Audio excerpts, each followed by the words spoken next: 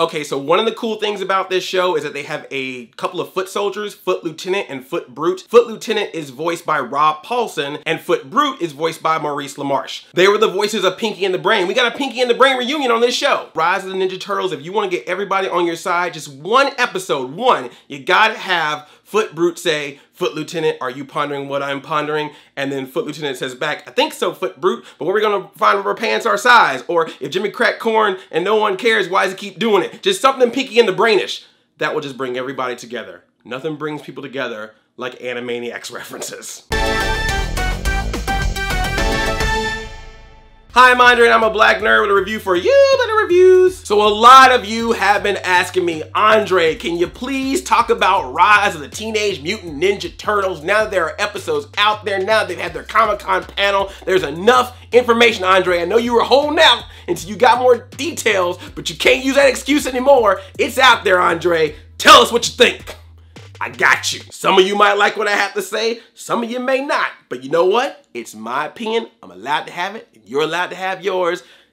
Don't at me, bro. But you know me, I like to be fair. Turtles is definitely one of the tougher ones that I try to be fair about, but I still try to be fair. Because I remember when people were getting all upset about the 2012 series, and then it ended up being a really good series. Will this do the same?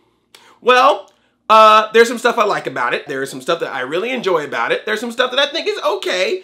And there's some stuff that I will not say is bad. I will say needs improvement. Fair. I do not have a problem with this show. I think that some of the hate it got is definitely from people who are thinking about their old version of Turtles and just can't stand to see another version. It's something that happens all the time. It's not the only franchise this happens with. Power Rangers, Thundercats, She-Ra, Star Wars. It ruined my childhood. So before I get deep diving into the review, let me let you know what I saw. They have released the first episode on Nick.com and on YouTube. But if you go to Nick.com or if you check your cable provider, the like on-demand section, Nick on Demand section, you should be able to find 4 more episodes of the show to watch right away. I feel like that's enough to let you know how I feel about this show so far. So let's talk about the animation. This was the one that I was actually a little concerned about. I knew it was gonna be in 2D, which I was excited about, but it looked like it was gonna have that sort of simple Flash-like style, and I was wondering if they were gonna be able to pull that off with an action series like a Ninja Turtle series. And now having seen episodes of the show, I can say that the animation is actually one of my favorite parts of the show. There's definitely a lot more action in this series than I expected, and that's awesome. They figured out a way to have some fun with the animation where some of the animation is very static, but still very expressive. So characters aren't moving as much, but you can see really strong expression in their faces and their eyes. Then they'll start doing a more fluid animation to show you how they're fighting or how they're doing different action in the episode. Sometimes the background plays a part in it too, where it'll change colors, get really fluid as well. And because they have these new weapons that have magical elements to it, you also get these glowing, expressive moments of their weapons that they're using. The way that the animation works with this sort of static style mixed with fluid style, I kept watching it and going, it's reminding me of another show with this same type of style of animation. I couldn't figure it out, and I finally figured it out. Dynamite, dynamite. Yeah, I don't know if you've ever seen the Black Dynamite animated series on Adult Swim. I couldn't help but feel like that there was a lot of similar feels, but since half your cast is now black, that works.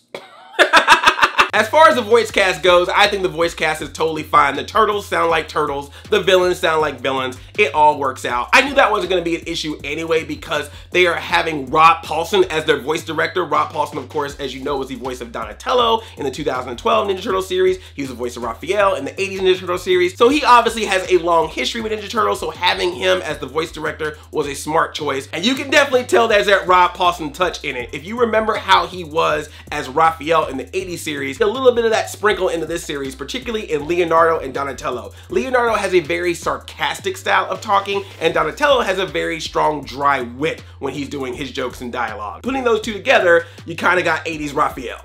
The only thing they're not doing is breaking the fourth wall. Yet. Raphael is the muscle guy, but he's not dumb, so I appreciate that he's kind of a brute, but at the same time, he's not like, "Duh, I'm Raphael." You know, he doesn't do that. And with Michelangelo, they're kind of getting a little bit away from the surfer dude and hippie guy and being more like a young, naive artist type. Just a spread of positivity and optimism, which I like that. And April is just a completely different April. This is not like any April you have seen before. Very fun, very energetic, very much into the action with the turtles. I love her design. She's kind of got like a Black April / Irma thing going with a sweet Cat Graham voice. You got Cat Graham and some chocolate, and she's all fluffy. She's like a s'more. April O'Neil's a s'more. Of the episodes I've seen so far, they have not given the backstory of how April knows the turtles. So I'm hoping that maybe they'll do a flashback episode where they will show how they all met. They also didn't do the here's how the turtles became the turtles in this one. Again, that could be a flashback episode for later. Maybe they want to just get right into the action because people are at least familiar with turtles at this point. But it's still always nice with every version of the series to kind of see their take on the classic origin story of these heroes. So I hope that pops up. Splinter. Okay, Splinter's voice is awesome. Eric Bauza is a great voice talent. He was Tiger Claw in the 2012 series. I love having him as Splinter. I think his style of how he plays Splinter in voice is great. But I'll be 100% honest. That design is really, I'm trying with that design. Like, I can accept so many different variations of how the turtles are designed. From looking at the past cartoons and live action series and comic books, I've seen the turtles done in so many ways. So I think that I'm a little less judgmental about how someone does turtles. But for some reason, I'm always judgmental about Splinter. I was judgmental about him in the 2014 Michael Bay movie, about him in Ninja Turtles 3. So I'm trying. I'm really trying, okay? I don't want to be mean. I know that you guys are trying for different styles, so I'm trying to get used to it. And like I said, having Eric Bauza as the voice really helps out. He's an awesome talent. He's basically every Beagle Boy, literally. So it's nice to hear him as Splinter. I just gotta get used to that design. I just got to. That's all. That's all. But I keep seeing stuff about, oh, Splinter's lazy in this version. He's lazy in the sense that he's sitting around watching TV and stuff, but it already shows in one of the episodes he does have his ninja skills. When the turtles are getting on his nerves, he's very quick to jump up out of that chair, swing them around, slam them down, and say, you still need practice. So that Splinter is still there. One of the things that's always interesting about Ninja Turtles when it comes to the foot soldiers is how are they gonna make them so that the turtles can basically slice and dice them as much as possible? Because in the past, they've been robots, that's really worked. Or there was a 2003 series where Leonardo sliced the head off Shredder and it's like, oh my gosh, and then you find out, oh, that was actually a body, he's an Ultron inside. So in this version, you have Foot Lieutenant and Foot Brute. They're two lead foot soldiers, and they are able to create other foot soldiers out of origami. They can take paper, put it all together, throw it out there, and boom, live foot soldier. So that means when the turtles are fighting them and they want to slice and cut them all up, it's cool because they're paper. They're living, breathing paper, but they're paper nonetheless. And this might be me giving the show a full benefit of the doubt. You got the foot soldiers as paper, and the lead of the foot soldiers is the Shredder. Okay, you see what happened there? Just okay, if that was what you were thinking, then that's kudos. If you weren't thinking that, that just happens to be a coincidence. Just act like you did it. But there is no Shredder yet in this series. There's actually no OG mutants. I didn't see any Rocksteady, any Bebop, any Leatherhead, any Rat King. None of that has shown up yet in these episodes. It's all new mutants and new villains. So that means you're gonna get a lot of guest stars and you're gonna get a lot of new mutants. Always awesome to create some new characters. Like I love how they created Tiger Claw in the 2012 series. So if they come up with any cool creative villains for this series, I think that's gonna be awesome. Those are villains that we can take onto the future of Turtles. And I'm also sure that Playmates is very excited about it because that just means new toys for them to create. With every new villain comes a new toy. But I think that some of them are cute and they've already got some clever names. Like there's a hypnotizing hippo named Hypnopotamus. See, there's a Repo Mantis.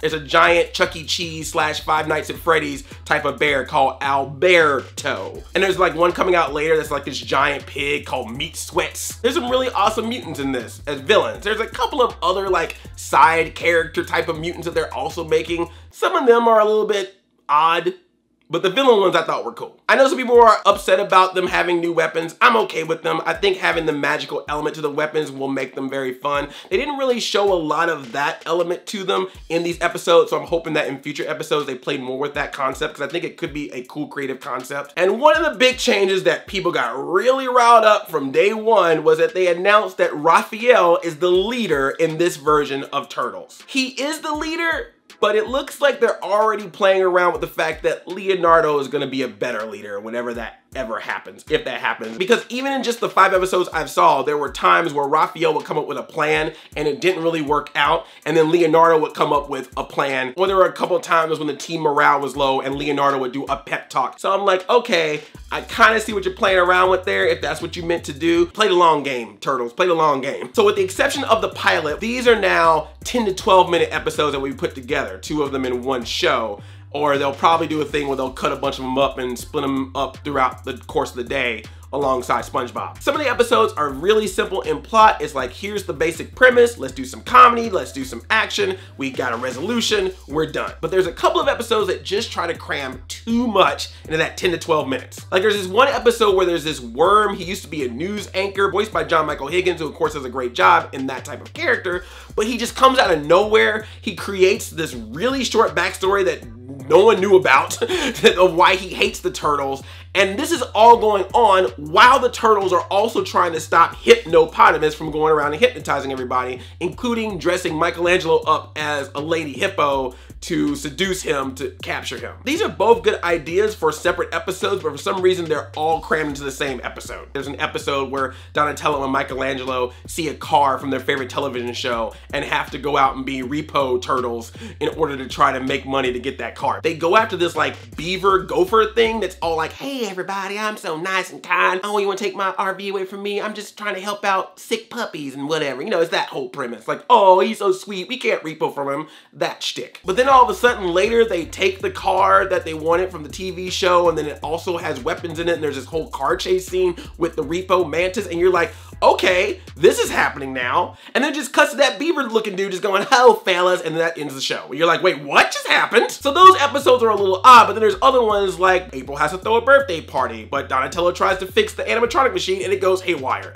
Got it. All the papers being stolen in the city. The turtles trying to figure out what's going on. Turns out it's the 2 foot soldiers who are stealing them to make more foot soldiers. Got it. When it's that simple, it gives enough room for the comedy and the action to take place, and it all sinks in. When it's trying to just throw a bunch of stuff at the wall to see what sticks, and it's trying to do it in a short amount of time, that's a bit much for me, in my opinion. But maybe I'm just too old to be able to take all that at once. Maybe that's for these Snapchat kids. And that leads me into the big thing about this show, which is the comedy. This is the one that's been making everyone concerned of if this was going to become Ninja Turtles Go. I think there are hints and elements that do harken back to the 80s style of comedic Ninja Turtles. There are some jokes and some non sequitur things that work, and then there's some stuff that's just weird in it, and I can't help but feel like it's for the sake of being weird. And it's for the sake of being like, look at us, we are not the Ninja Turtle series you've seen before, we're a completely new set of turtles on the block. And the reason why I'm criticizing this part is because I know that it's really trying to express itself as a unique new version of Turtles, but I think some of the things that it just set up in its basic premise are enough to make it a unique version of Turtles. The fact that these turtles are a little bit younger than what we've seen of them before, the fact that they're able to have this dark underground dimension full of magic and mystery, and they're able to get these magical weapons and use those, the fact that Raphael is the leader, the fact that April has a pet that's weird and magical, the style of the turtles, they all look different, they're all based on different types of turtles, their designs are a little bit different. Again, something I'm sure Playmates is very happy about. Different styles of turtle toys, and the way that they're doing the animation, like all of that makes Rise of the Turtles a different type of show. So you don't need to throw in this extra stuff to be like, look at us, we're different, we're different. That's what I think will probably turn some old Turtle fans off. It might be fine for the youngsters, it might be fine for the newbies, and this definitely gives me the vibe of a Turtles that's trying to speak more to a new generation than really trying to cater to the Turtle fans of the past, and that's fine. But even if you're aiming for that audience, I still think there's a way in the comedy and the action to where it can still be for them, but someone who grew up on Turtles could still watch it and go, hey, that's a little bit different, that's more for today's audience, but I can see those hints of what would make this similar to what I watched in 2012 or 2003 or 1987. That's all I'm saying. You already are you. You don't need to keep telling us you're a different you. We already see you're a different you, and we will accept or not accept the different you as it is. For me personally, I'm fine with it. There's nothing about it that makes me go, oh, this is ruining the Turtles franchise, because no. Again, Ninja Turtles has already set up that every version of Turtles is a different dimension, which I hope means that we could possibly see some crossovers in this series in the future. That would be sweet. I just look at it as a different version that's out there. I think it's catering for the audience it wants to cater for. It's a Turtles show that I will watch, and there's a lot of stuff in it that I'm like, yeah, this is actually pretty interesting. It's different, but it's interesting. I'm willing to see how it plays out. I just hope that it really kind of calms itself down a little bit and really plays in what it set up, and I think that will make it an even better show, and something that even those die-hard, you can't be a new Turtles because my past is my past, will even be able to look at it and go, okay. And the bottom line on that, y'all, is if it's not for you, it's not for you. It's a television show on Nickelodeon to fill in some time slots between SpongeBob. There's so many other versions of Turtles that are out there currently. You got your comic books, you got your collectibles, you got so many ways to enjoy and embrace Turtles, whether it's new stuff or old stuff. We got so many different things paying homage to the classics. So if this one particular version of Turtles just feels a little too childish or a little too silly for you, cool. IDW's got a good comic line. All the old episodes of the 80s series on DVD. The 2003 series has some episodes on DVD, but it really would be cool if they did a complete series of the 2003 on DVD or Blu-ray. I'm just saying, Nickelodeon, I know you have all the episodes, so that'd be really cool if you did a complete box set. I'm just saying that would make a lot of people very happy, and therefore they wouldn't be talking about Rise of the Teenage Mutant Ninja Turtles because they would be too busy watching their 2003 Ninja Turtles DVD box set that you would make that would be really super nice and have cool artwork of the Ninja Turtles from 2003 on it. I think that'd be really cool episodes together, package to put together and buy off of Amazon or your local retailer. I think that's something you should make, Nickelodeon, I'm just saying. And also put a Blu-ray out of the 2012 series, just saying. What was I saying? Rise is okay. What do you think of Rise of the Teenage Mutant Ninja Turtles? Let me know in the comments. And I hear all these complaints about, oh, but childhood, oh, you can't do this reboot. Is there ever a reboot that you had for an animated series that you was like, that's good, that's a good job? I would like to know, what are some of your good cartoon reboots? If you like this very long recap of a grown man talking about a Nickelodeon Ninja Turtle series, then make sure you subscribe to this channel because that's the kind of stuff you get on here. I love you like a play cousin. I'm Audi 5000. Cowabunga! Rise of the Teenage Mutant Ninja Turtles. Rise. They didn't disappear. See, they still exist.